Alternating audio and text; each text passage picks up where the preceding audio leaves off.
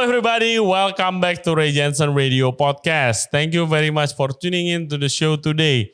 This episode of the podcast kita akan ngobrol bareng dengan Chef Gilles Marx. Dia adalah chef founder dari Amuz Group. Outletnya ada Amuz, to fine dining, ada Artoz Bar, ada Aprez Catering, dan juga Aprez Cafe. And this guy obviously is one of the best chef di Indonesia today. Karena pertama awardnya banyak banget, both for him dan juga buat restoran-restorannya. Dan yang lebih penting, jebolan-jebolan Amuz itu sudah banyak yang jadi head chef di restoran-restoran atau bahkan executive chef di hotel-hotel seluruh Indonesia. So hopefully kalian bisa take away something positive by listening to our podcast today.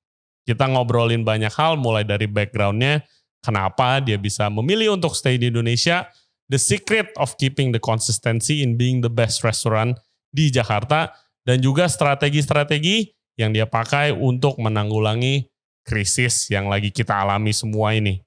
So, as always, jangan lupa guys, subscribe di Janson Radio YouTube channel, follow kita di Spotify, Apple Podcast, Google Podcast, dan Anchor App.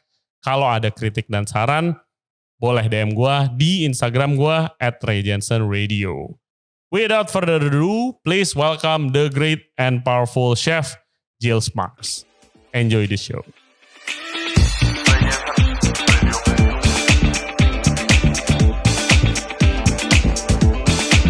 Alright guys, kita sekarang ada di Artoz Bar dan sekarang kita mau ngobrol sama Chef Marx Gilles. Halo.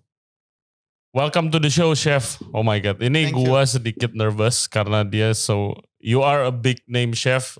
You have many awards, and I think we can all agree, every chef in Indonesia, we're lucky you end up here, chef in Indonesia. I'm the lucky one to be in Indonesia.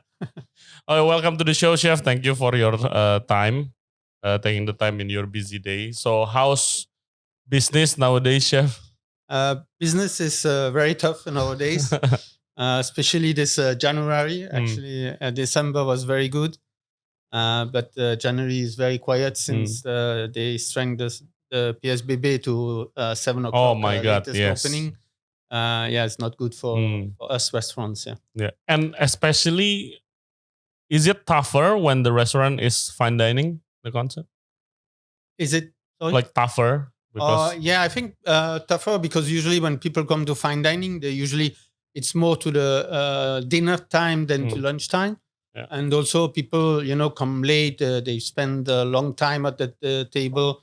So I think for us, 7 o'clock is really, really difficult because usually people only come 7:30, 8 o'clock, and then they sit when they have degustation menu or they have a bottle of wine, they don't want to be rushed to leave. Yeah. So usually they're here at least for 2 or more hours. Yeah, of course. Really Guys, Chef Marx Gilles ini, dia adalah chef founder dari Amuz. Yang outletnya ada beberapa, ada Amuz Gourmet, ada Artoz Bar yang kita lagi sekarang, dan ada Aprez. Aprez itu ada catering, dan juga ada Aprez Cafe ya, di beberapa lokasi di Jakarta. Dan Amuz ini the gold standard, right chef, the gold standard of restaurant scene in Jakarta. Kalau kalian kesini lihat awardnya, you cannot count anymore. You got so many awards. What's the secret, chef?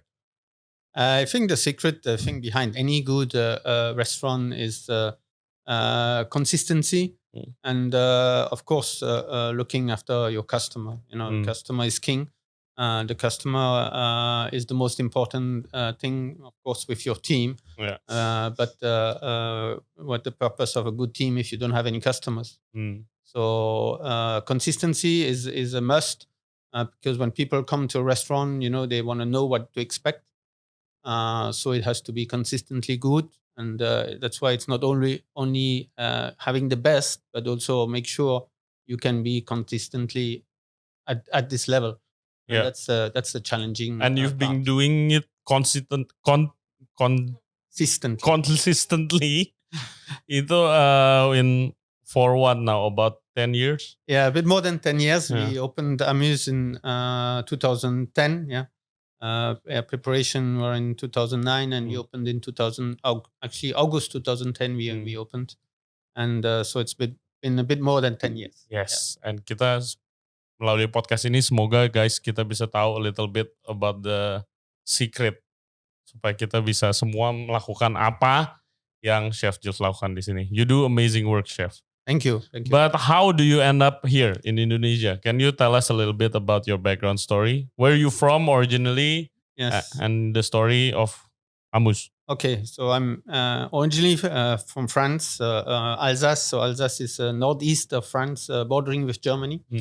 So it's a bit a region or countryside where we have a little bit of double culture because Alsace was actually French, then German, then French, and German again, and French. So over the years and the different wars. And so we have a bit of a double culture. Also, my language when I grew up was a German dialect, and I learned French in school. So at home we sort of speak a German dialect. So I have a bit this double culture, and I think that's also one thing that helps me when I came to Indonesia, because I used to be between two cultures. So adapting to a new culture didn't find so difficult. So I grew up in the countryside in Alsace, so a small village, only 500 people. And that's where I grew up. And in a family, my dad, we have a big garden at home. So basically, the food always was homegrown. Or my grandparents on both sides were farmers, so we would have the sheep from one side, the cow or the pork, or the other produce from the other side. So we actually very rarely bought things from a supermarket or so. So is it quite common? That on the countryside, especially in that time was a common thing. You know, most of the people had a family that had a farm and used to get the produce from there. So cooking at home was always part of our daily lives. You know? My mom was a very good home cook. She does pastries, she does sausages, she does pâtés, she does everything herself. So, when you grow up in this kind of environment, you're used to good food, fresh, especially very fresh, because, we pick it in the morning in the garden and then we eat it for lunch or for dinner. What do you eat, German food or French food at home? So we actually how we say in Alsace, we pick the best of both. So we're French. So it's mostly French and it's the French finesse, I think, but we have also some of the specialities that's made from the German side, like the sauerkraut and all this, but with the French finesse. Okay. And do you always want to become a chef? Not always. My dad always used to have a lot of cars at home and was a bit fixing cars and things like that. So as a young kid, I want to be a mechanic and things like that. But then over the years, actually, I think the tilting point was a bit my first time when I went to the junior high. Then I had to change from my village school to a little bit a bigger village. Okay. And I had to eat in the canteen, And when you eat in the canteen, then you suddenly realize how good it is at home, Yeah, exactly. And then you think, wow, maybe, you can do something about that. And that's when I started to interest myself a little bit more on cuisine, on cooking. And that was a bit the tilting point. Yeah. Okay. And what's your first job? Where? So I actually start very early because in France we have this a kind of apprenticeship. Yeah. So when you finish your junior high, you can move to apprenticeship where you sort of half at school and half working. At working. Work experience. So I started this when I was 14 and a half years old. So working basically 3 weeks in a restaurant. As a commis or as a apprentice, and then 1 week at school. Okay. And so at 16 and a half, I had my diploma as a chef, and then I could start working as a professional chef. And then Indonesia, how that happened? Oh, Indonesia happened. Yeah, I mean, basically, so working in France, we do this, what most French chefs doing, hopping from one restaurant to another restaurant every 1 year, every 2 years, to learn and to see what the different chefs doing. And so I worked my way up to 1 Michelin star, 2 Michelin star, 3 Michelin star. Wow. And then my goal was always to open my own restaurant one day. Yeah. But in France, there's many good chefs and many good restaurants. So I said, so what's going to be my point of difference? Okay. So I said, maybe I should go travel the world a little bit and have a look, what's happening elsewhere. Yeah. And can pick a few things and bring it back home. And, before I open my own place. So you come straight to Indonesia, or you? Yeah, I came straight to Indonesia, basically contacting some headhunters. And so they proposed me, places a bit all over the world. And one position was here in Jakarta. And the interesting part of it is because it was the opening of a hotel. So I was appointed as a chef de cuisine for a restaurant. So opening a new restaurant, opening a hotel. So that's a bit part of what I'm aiming for, to have my own restaurant, building a team and things like that. So that's why I came here to Jakarta.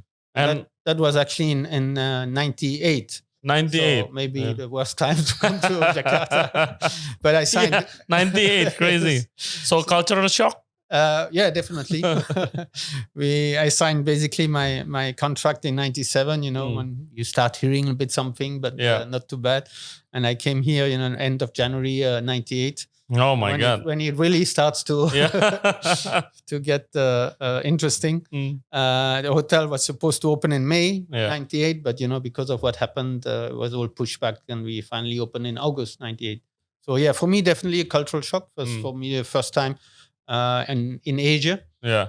So of course, Indonesia, a different language, different culture, different habits and things like that. So it takes a bit time to adapt. Yeah.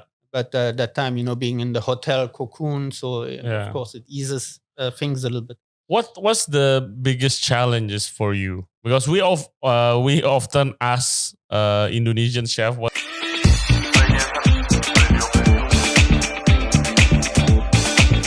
So in the beginning, I make my list with all the ingredients: French name, English name, French name, English name. So when I look for something, at least I know the English name. In Indonesia, the biggest challenge as an expat, and especially at that time, difficult to be a owner on yourself. Yeah, so you have to have a local partner.